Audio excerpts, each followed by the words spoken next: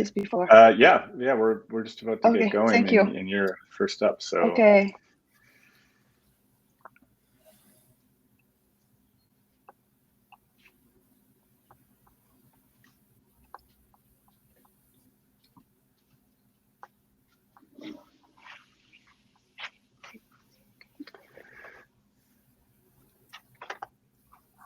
Okay, I'm not seeing anything, Yuan. Yeah, I'm still trying to set up. Can you see now? Okay. Or? Okay, awesome. No. No? This, is that okay now? No. Okay. I don't think I have to enable anything.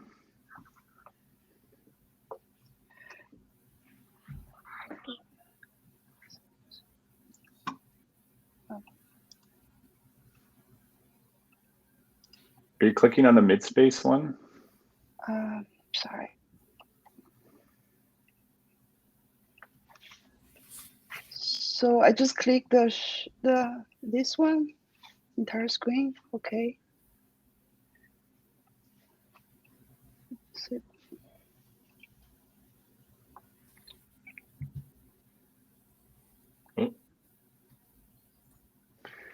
Okay. Well, let me welcome those of you who came to this session of ICSE, the remote version, Mobile Applications 2. This is room 4, if that's important to you. And we have 4 papers in this session. It's going to be 5 minutes presentations each, and then a discussion period so that we can ask questions and answers. So I ask you, if you have any lengthy questions, keep them for the end of the session and just ask some clarification questions after the first paper, or after the paper has been presented. So, Yuan, have you been able to share your screen? Yeah, I'm sorry. I still try to figure out. Sometimes there's permission issues with, like, you have to let the browser take over. So maybe what we'll do is we'll move on to Miroslav and let, so Yuan, what you can do is go into the test room, I think, and sort it out there, and then come back and join us, and we'll let Miroslav. Are you ready to go, Miroslav? Okay. Yeah. Okay, so we'll move to the second paper. I think I hear myself. Yeah, I hear you loud and clear. So you can try sharing your screen. Miroslav's going to talk about domain-specific analysis of mobile app reviews using topic models, and so I'm quite interested to hear this. He's working with, I guess are you at Amazon? Is that right, Miroslav? Yeah. So basically, okay, I hear myself. Okay, we see your screen. I hear myself in my speaker. Basically, all good. 1, 2. Yeah, still. Yeah, it's working fine. Go ahead. Oh, that's supposed to be like that? Browser. Oh, okay, let me. You need to close one. Yeah. Do I need to mute this tab? That might help. It's going to be very distracting. So loud. Okay, let me just make it very inaudible. All right. So, hi everyone. My name is Miroslav. I'm a data scientist at Amazon. I'll be presenting a paper that I wrote with my colleagues from LSU while I was an LSU student, PhD student at LSU. The paper is titled Domain-Specific Analysis of Mobile App Reviews Using Keyword-Assisted Topic Models. So let's start with motivation. Well, we all know that mobile apps, they're pretty important in our lives, and we have millions of apps available for download as of 2022. And as a result, these millions of apps generate billions of reviews and maybe even more. And what researchers have found is that these reviews contain a lot of useful information for app developers. So what people started doing is that they started applying review mining techniques in order to extract this useful information, and with the end goal of basically presenting this information to app developers who can later focus their efforts in certain aspects of their products. Now, unfortunately, approaches suffer from several limitations. Here we talk about supervised versus unsupervised. So basically for supervised approaches, we have this one huge limitation, which is it requires a ground truth data set. If there is not a single one available, you generate it yourself. And it's not really going to be generalizable for other domains of apps if you would like to apply it somewhere else. For unsupervised approaches, we have problems with the poor performance on short texts. And as a result, it would require extensive calibration. So what we did in this paper, we basically came up with this approach, which is unsupervised in nature, but it achieves a very good accuracy on short user reviews. And our approach consists of 3 main steps. In the first step, we extract informative user reviews. In the second step, we generate keywords or seeds that we then use in the third step, and we supply to KeyATM as the keywords and try to generate topics on our set of reviews. So speaking about the first step, here we adopt an approach that was actually published in ICSI 2 years ago. So basically here we focus on only 1- and 2-star reviews, as these were found to be the most informative. And we also extract reviews with so-called user stories, which is basically like a relationship between the action the user takes and a certain result that an app produced. And this has been found in that paper to be indicative of high-quality reviews.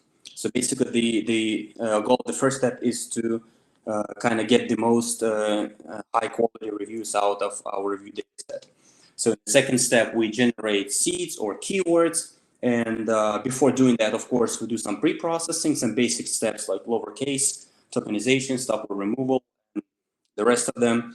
And then we apply summarization, in particular hybrid TF-IDF, in order to extract our summaries. And these summaries are going to be basically our keywords next step. So for example, if you look at these 3 summaries, they have great, need, customer, and support.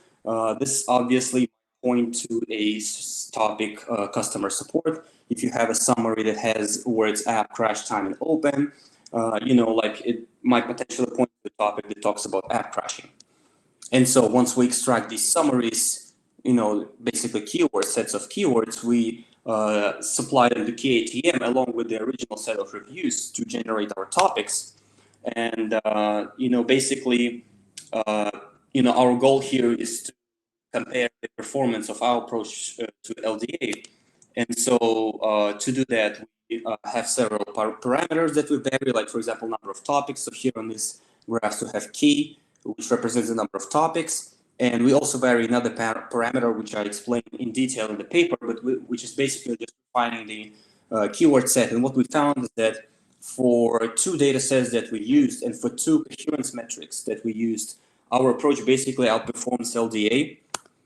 And then, so just to summarize,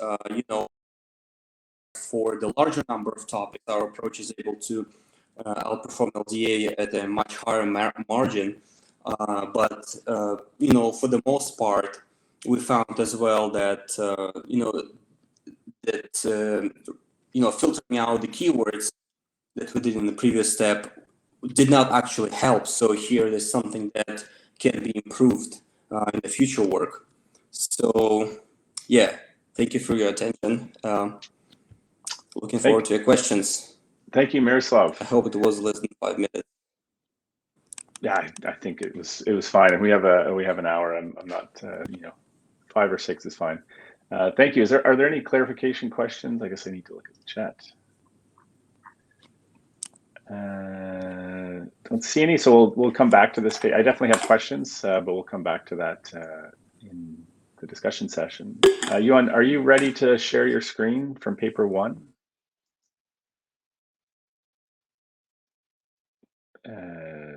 Okay, I see the student's profile, but paper 1, are you there?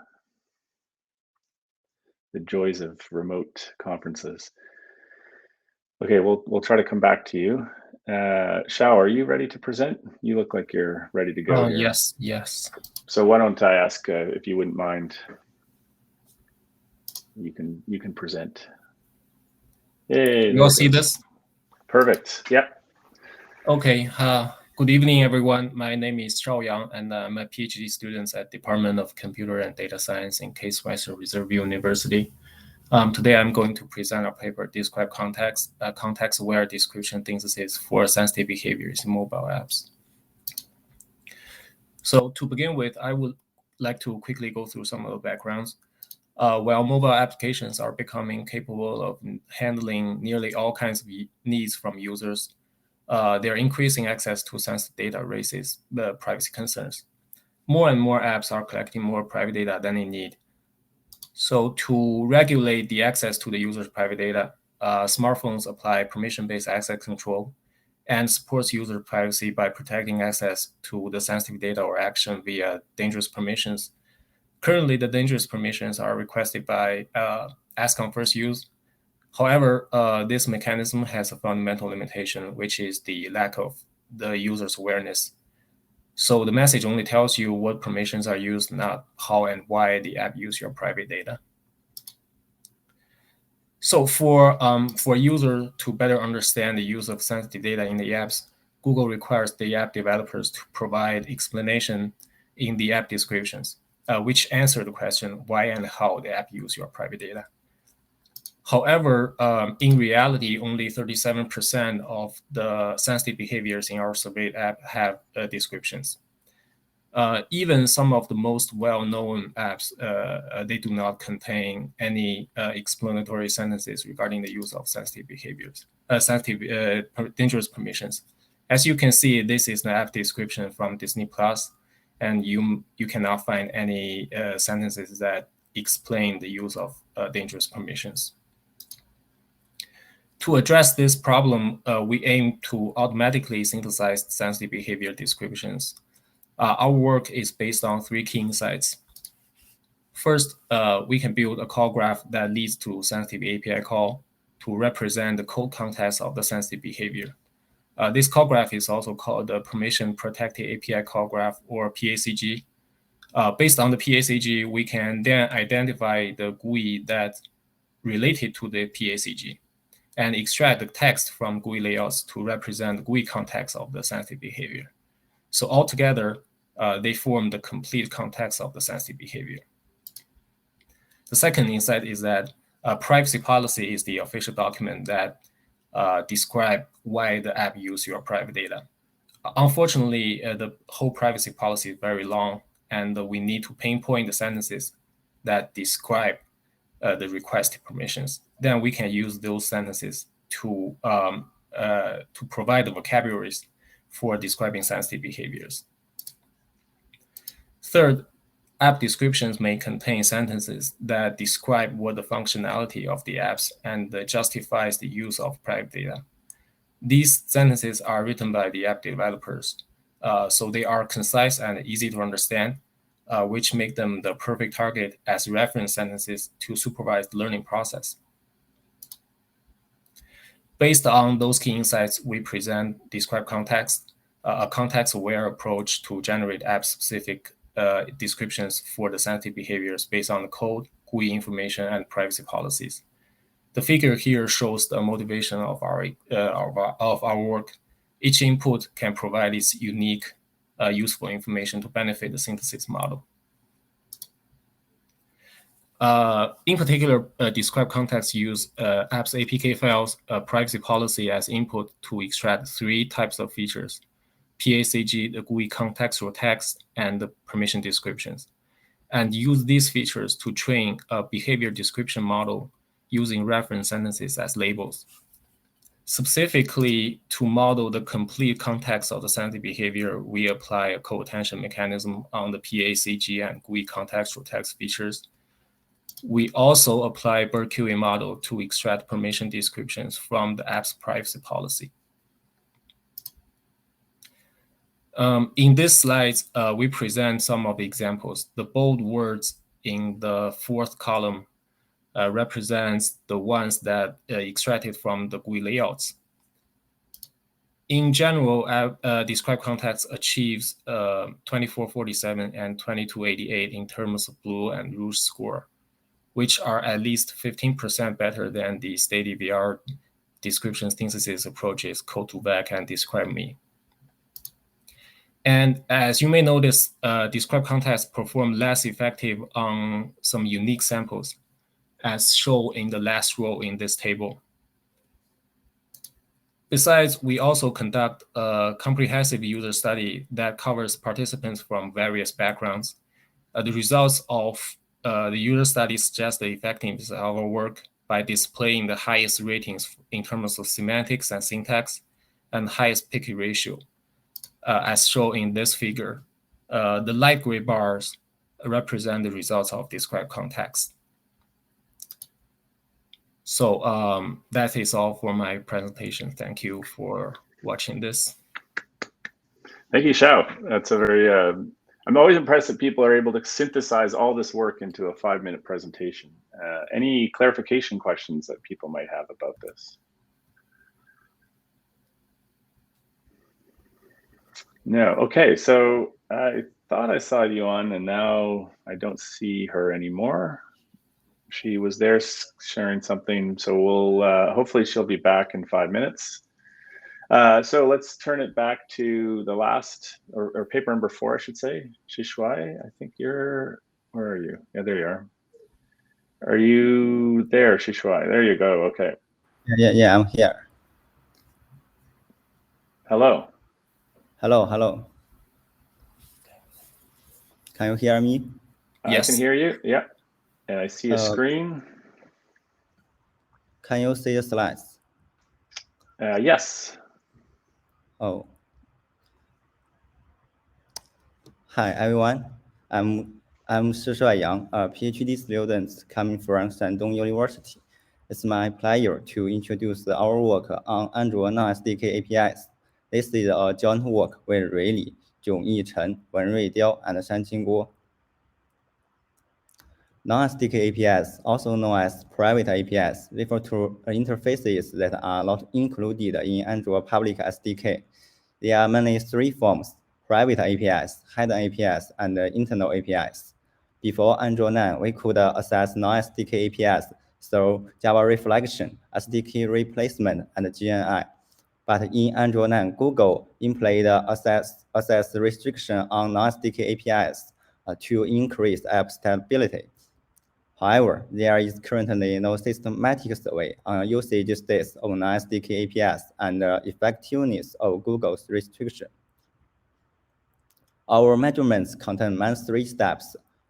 First, we constructed the APK dataset, including benign apps and malicious apps. Among them, benign apps come from 18 popular app markets, and malicious apps come from various total. Based on the source code of AOSP, we built an automated app scanner, Revidex++, and generated non-SDK API lists. To answer the proposed research questions, we designed multiple kinds of targeted analysis-based dataset constructed in previous steps. We made design for research question. The first one focuses on the effectiveness of Google's restriction. Google's restriction on non-SDK APIs are mainly achieved by adding a runtime detection mechanism. The AIT virtual machine will determine whether an API call is a node to check the corner of the API and the type of the API. In our investigation, we found both double reflection and call stack breaking can bypass the restriction to change the identity of the corner and continue to access non-SDK APIs. For a second research, we focus the usage states of non-SDK API. Non-SDK API are widely used and show a growing trend, but only a small part of non-SDK API are always used between different versions of apps. In addition, we analyzed the reason for increased use of non-SDK APIs. The first reason is the evolution of the Android OS. Some SDK API used in the app become non-SDK APIs. The second reason is that the third-party libraries may introduce new non-SDK APIs. Finally, the developers may use non-SDK APIs to provide unique functions to increase the competitiveness of apps. For the third research questions, we may focus whether there are significant differences in the usage of non-SDK APIs between malicious and benign apps. We found that malicious and benign apps use non-SDK API quite differently, and only 4 API are seen in the top 10 non-SDK API used by apps. Furthermore, they use non-SDK API for different purposes. Benign apps use non-SDK API mainly to improve user experience, while malicious apps use non-SDK API mainly to achieve malicious purpose. For example, malicious code loading. For the fourth research question, we are mainly focused on the evolution of non-SDK API in the Android framework.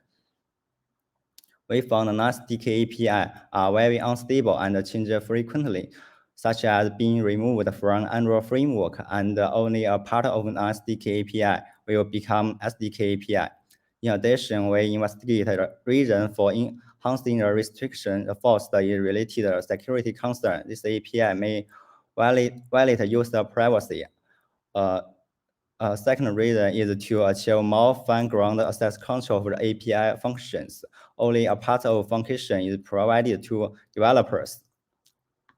That's all. Thank you for your attention. Questions are welcome. Thank you, Shuai. That was a great talk.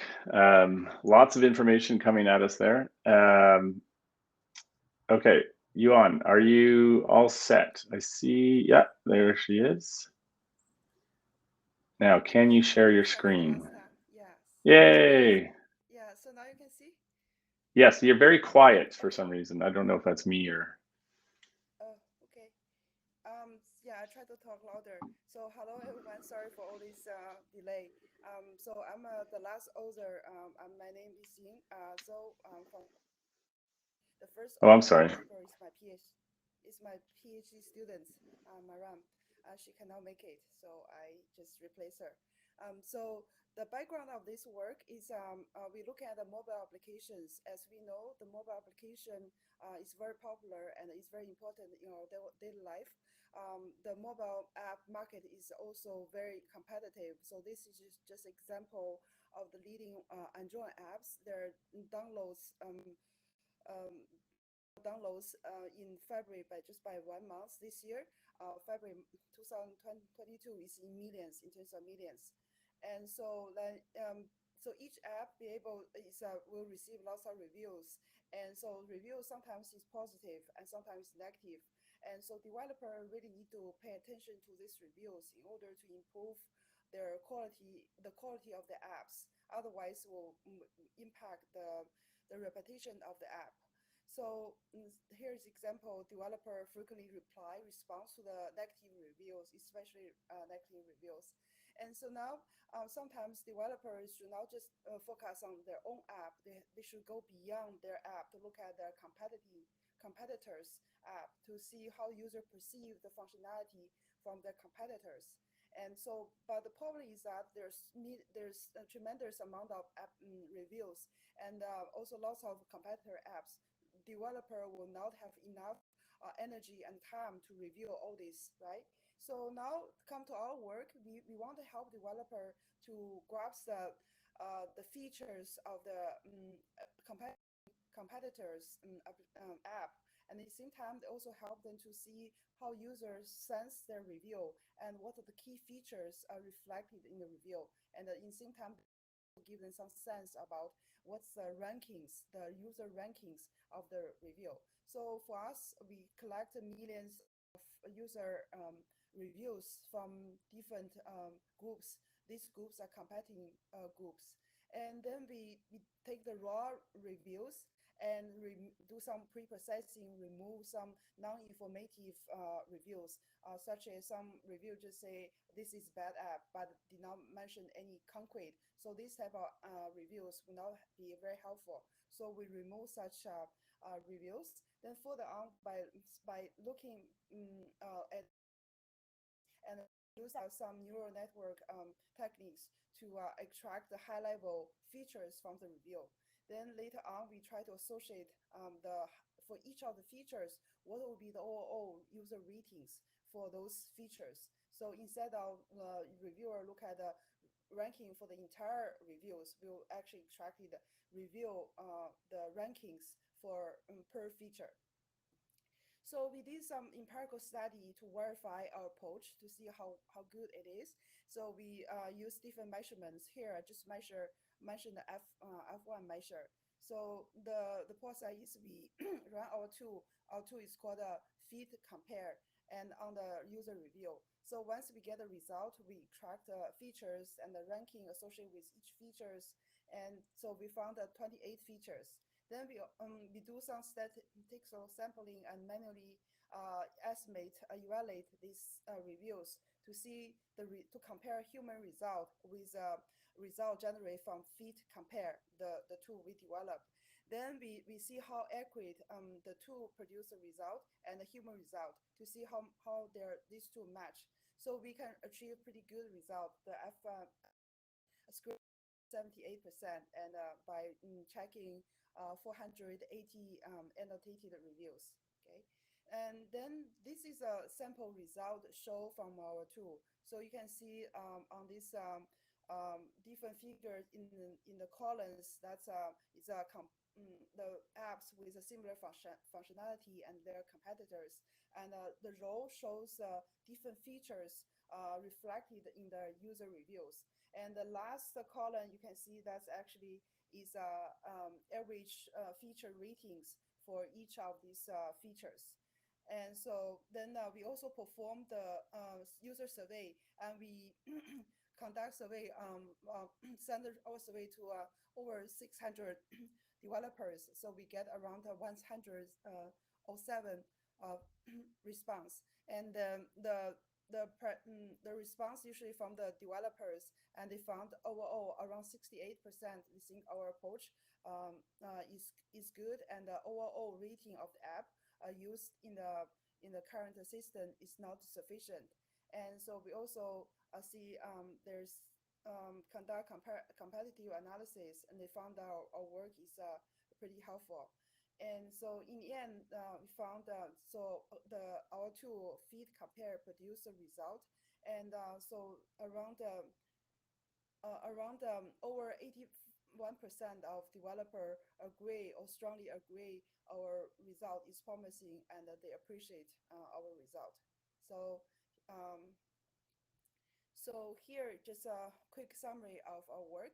So we proposed approach that can compare the apps, their competitor apps, and extract the features, and also rank the features.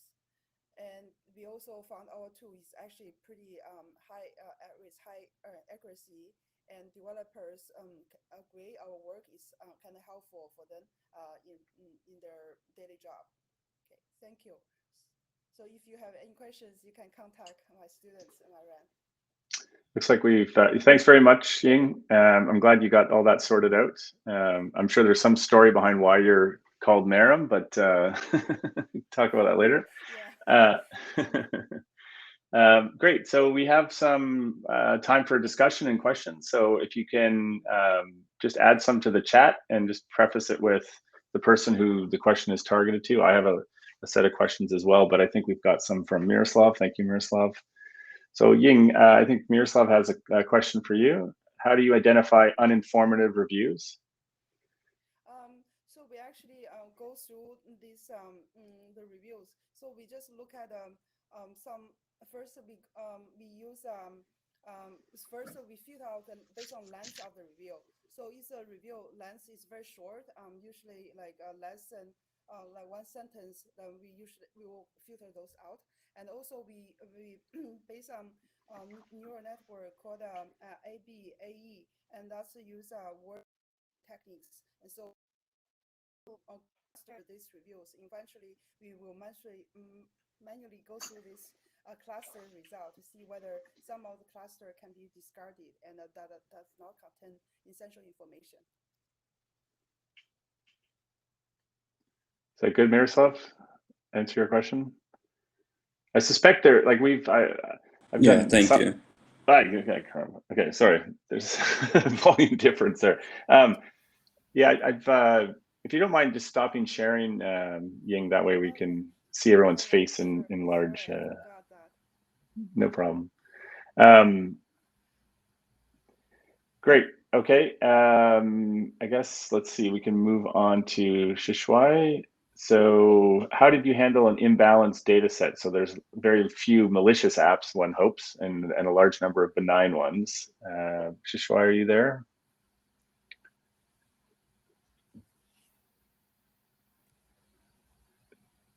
Shishuai is getting coffee.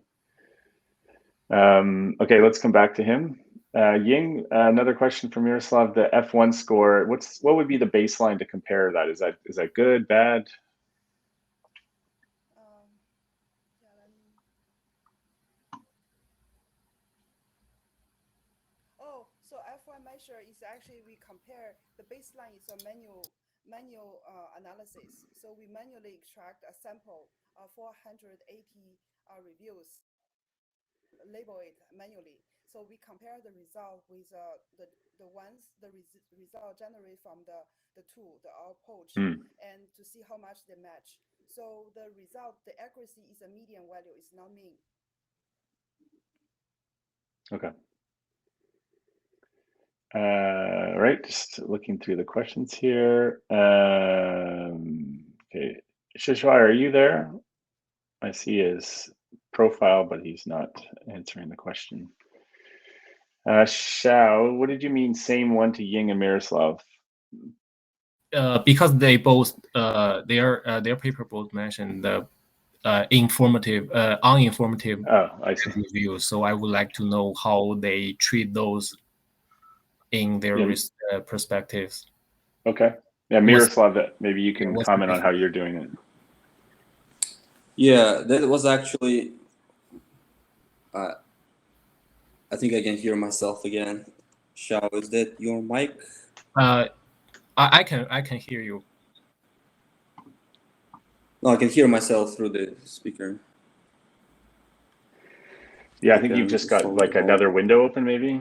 I guess I just yeah, I think it might be my issue. Okay, I'll just lower the volume. So basically, there was one of the things that was quite difficult to come up with a robust approach, and we considered a lot of different possibilities, a lot of different algorithms. So what we ended up doing is that we just found a paper from XZ 2020 where the authors, I think their goal was to extract informative review, and that was one of their methods is to let's focus on something called a user story, where it's basically like you parse a review, you do like parse it's called dependency parsing, where you identify the relationship with like a root and all the other words, and then if certain relationship is present, it means that this review is very likely to be informative.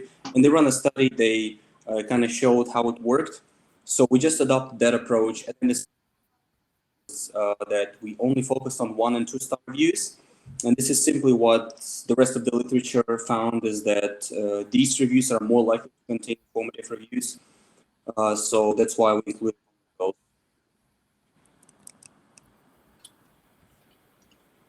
Is that good, Xiao? Thank you. Yes. Great. I had I don't see any other questions in the chat. Ying, I had a question for you about your paper about features. Is there how are you identifying common features? Like, what if I have an app that, so weather, tell me what the weather will be tomorrow seems like an obvious feature, but maybe there's something different, like I don't know, how you set your home location or something. So what happens if two weather apps have slightly different sets of features? So we do not distinguish individual the reviews. So we actually basically it's more like a topic modeling. The tool we use is ABAE. So we just look at a collection of documents, and so they will use based on this similarity among the words. So we will convert these documents use a word embedding. So they will check the similarity among this word, the vector of words, so they can group those similar words together. So eventually will come out with around 28 topics. So there can be similar topics grouped together. So that's we did that automatically. I see. So I guess you could Generate from the output, yeah, from the two. you could extend it with a feature model if you had such a thing, I guess, right? And say Yeah, these are two. Yeah, so sorry, it's actually built on top of feature model. The feature Oh, model. okay. Yeah. Okay. Yeah. That makes sense. So I want about the non-informative and informative reviews. So one Mhm. thing we actually also use a tool called AR Miner. So that's can help it's a classifier to help to classify the informative and non-informative reviews. So we Mhm. rely on that, and also on top of that, we also depend some heuristics. So we did some kind of manual study. We found if review longer than less than 3 words, then usually it's not informative. So we just discard it that based on this length. For non-informative reviews. Yeah, that makes sense. That Yeah. So yeah, sorry. Yeah. Yeah, I actually have a follow-up questions on Neil's Sure. question.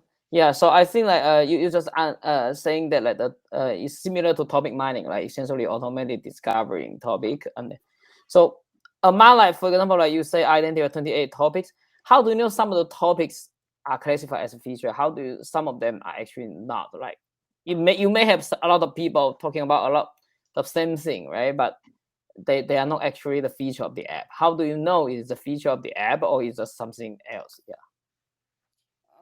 So mostly so that's a benefit of the tool. We not directly use LDA. LDA will not tell you. So the feature there will be a high level feature and low level feature, right? Low level feature talk about very small details about certain. So the tool we use is called the ABAE. So that's actually can distinguish the high level feature and low level feature. So they kind of be able to integrate the low level features into high level features. So we actually can look at the hierarchies result. So this is the tool result. We do not 100% trust it. So we actually manually validate the result to make sure the result is accurate, and before we can move to the next step. Okay. Yeah. So I'm curious about like what do you mean by low level feature and high level feature? For example, like in your slides you mentioned about the feature could be like accurate weather forecast. But what do you mean by low level feature? Yeah. Yeah. Let me just. So yeah, low level like feature could be just weather information, right?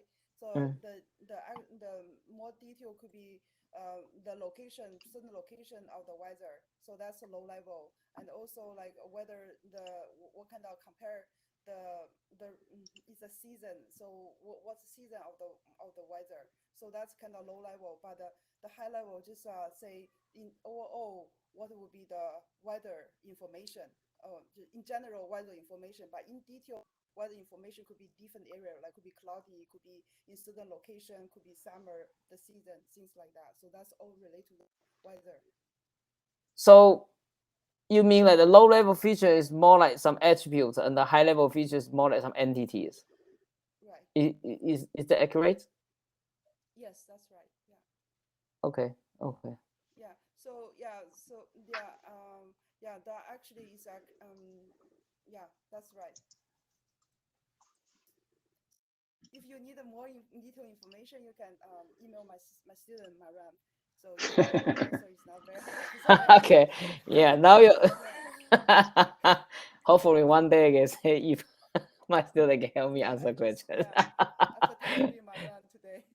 Right, because I also have some paper about like review before, but we are measuring whether the review are related to the security descriptions. So that's why like I'm very interested in how you do this model. Yeah, I think like the paper from Milos, right? Yeah, is also similar, right? You have to also do LDA, right?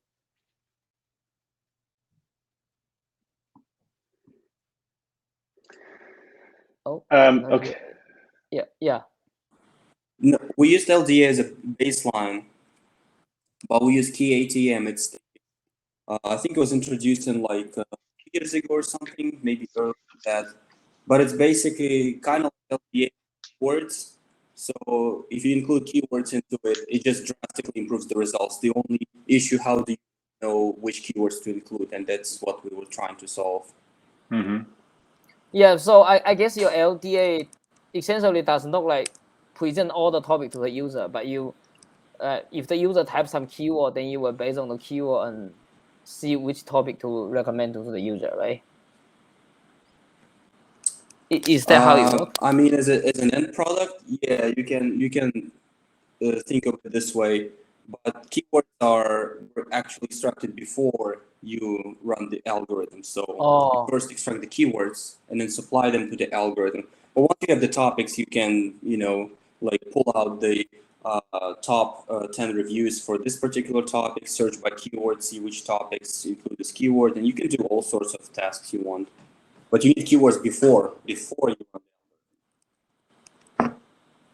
Okay, so I'm curious about in that case, have you tried if I use purely keyword without your topic modeling? How would the result look like? Because you only compare with FDA, right? So if I just directly use the keyword to search the review. I'm not sure, like, if you extract the keyword summarization and then just search the reviews. Yeah. But yeah. I apply Google, Mhm. like I apply Google on the reviews, right? So because yeah. So how would they compare to your approach? Yeah. How would you know which reviews are actually related? You would get a lot of, let's say, you search for customer with an intent to search for customer support, right? So some complaints about customer support, but like you get a lot of reviews that are just about like customer or maybe something similar to it. Like how would you know, like, so these are actual true positive? And then by running the topic model, you see, okay, this topic is about customer support. And that's why by retrieving the reviews that are like have high probability of this topic, you get a lot of customer support reviews. So that's the advantage. Okay. So yeah, so essentially like when you do Google search, the one thing that just to get back to what you said, right? Essentially to disambiguate the thing that I would like to search, usually I provide multiple keywords, right? That's what I did in the Google search, right? So for example, if I type customer, I found a lot of review that's not related, that I type customer and then support. So then the review become more closer to the one that I expect. How about like in your approach, if I provide multiple keywords, will they infect the topic, or like if single keyword is better or something? Yeah, I'm just curious about like how it works. Yeah, I'm not sure how that would work in practice. Like, for example, like let's say you have 10 keywords for a customer support topic. Like, how would you even search? Like, you would do or if you do or, you would get a lot of false positives. You could get like thousands of reviews that are like tangentially related. Or like, would you do this and that but not that? Like, you see, it gets very complex. So by just using a topic model, it's very simple. Just pull out like the top probability ones. So I'm not sure like practically how to do what you're saying. Yeah. Okay. Thank you. Yeah. Shishwai, are you there now or? Yeah. Okay, Yeah. there we go. Sure. So there's a question for you in the chat. Do you want to take that on from Masood? I think he had to leave, but do you see it? So we have two APIs, SDK, non-SDK. What would you suggest about their use? Should we rely on SDK API more?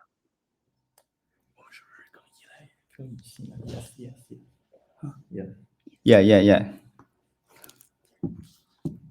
他说为什么你关注 SDK？ 都是更新的SDK API。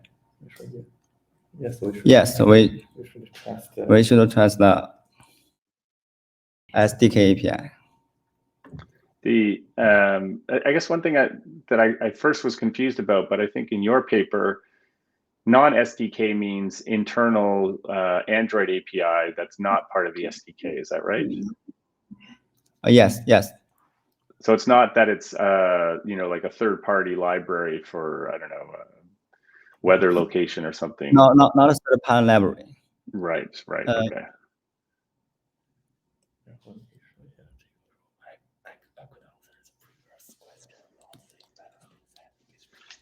So in this case, it seems like we should rely on the SDK, just because that's the rule, I think is what your talk was saying, right? That you don't have a choice, or you shouldn't have a choice if you're an Android developer.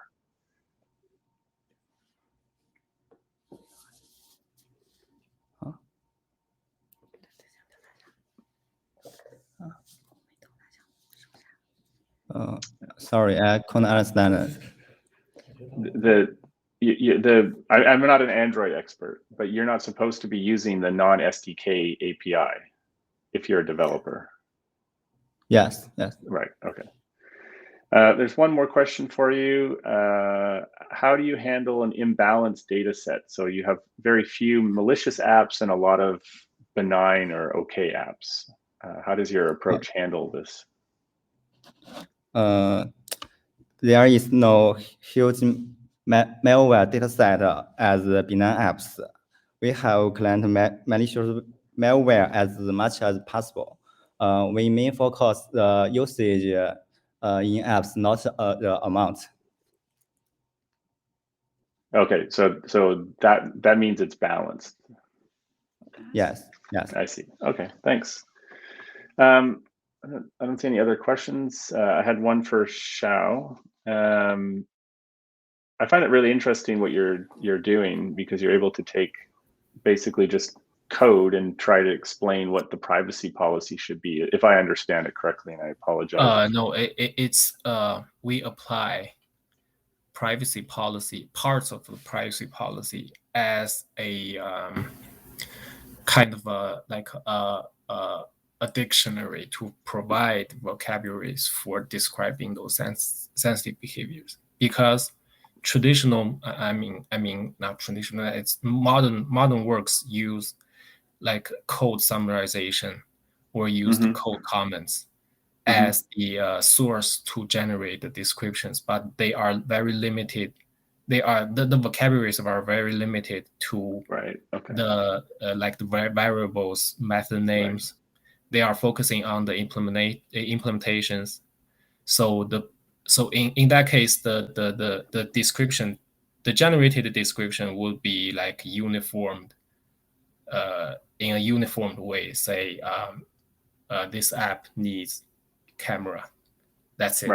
Right. Okay. So including the privacy policy, we would like to we kind of expand the words that can be used to generate a more accurate, like taking a photo, recording videos, scanning things, scanning barcodes, something like that. Right. So that makes that automated generation much more useful as far as being able to write something that people would understand. Yes. Yeah, it's a really interesting idea that you've put together there. Do you have to have the source code though for these apps if you want to generate it? Is that right? No, we just use APKs and the privacy policy. We don't need source code. The traditional approach is like a code to vec. They rely on source code because they rely mostly on ASTs or other source code level features, such as AST. You need to have the source code to generate the AST. Then you transform AST into a sequence. Then you use that to generate a summarization for some code pieces. Yeah. Okay. Yeah, that's cool. That's nice work. I see there's another question. Gunsik has a question. Who is this for? Demystifying Android. Why did you use Android version 9 for the test and not 13? Let's see. That's for Shishuai, I think has. Are you there, Shishuai?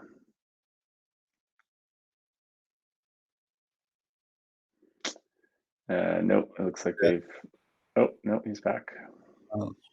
We have tested the new Android versions.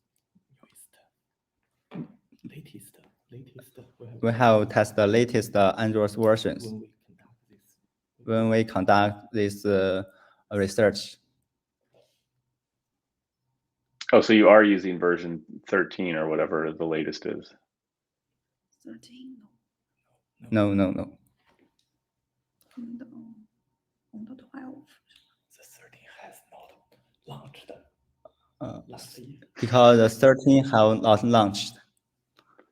Okay, so it just sounds like there's some confusion that the test was actually done with whatever the latest was as of the writing of the paper, which was probably Yes, moving yes. a fast moving target. Okay, it sounds like you have a team of helpers behind you. Okay, are there other questions for our speakers? Not really. I do have a question for Miroslav, but I want to ask if he goes in person. I want to ask after I read the paper. I just watched the video. I haven't got the time reading the paper, so I want to ask him later. Maybe Yeah, are you going to Like in ICSI? person to ICSI? Mhm. Yes. No. I can send you emails or any other ways. Yeah, Because you you're- can always shoot me an email. I have my email address on my website. Oh, under my maybe this question is dumb. So you summarize the reviews based on hybrid TF-IDF, right? Mhm. So you have to calculate this value starting with some term. So how do you just run every words in a review and you get a TF-IDF value, then you select the highest value words as a topic? Is that correct? Well, for hybrid TF-IDF, basically you generate the value for each of the words in your review and then you sum them up. But you can also say, okay, what if I have a very long review, have like a large sum, right? So that's why hybrid TF-IDF uses a normalization constant. So it's like a hyperparameter you can set, okay, generate me summaries with a length of like 5 or close to 5. And it will give you like this short reviews as summaries, or generate me like a long ones and give you long ones. And this is just a hyperparameter you can tweak and see which one works best for your case. Okay. And I'm sure you can follow up with an email if you have more questions. Okay. Even though he's left academia and he's now working for Amazon in Seattle, making the big money, Miroslav, I'm sure you'd be happy to answer questions. Yeah, of course. Okay, well, if there's no other questions, we can end the session and allow people in Asia to go get lunch, I guess, people in North America to wrap up the day. Thanks, everybody. Thanks to all our speakers for their presentations, for working through this weird and wonderful format. And hopefully we'll see some of you in person. Yes, applause button. Thank you all. Thank you. Bye. Good night. Good day. Good night.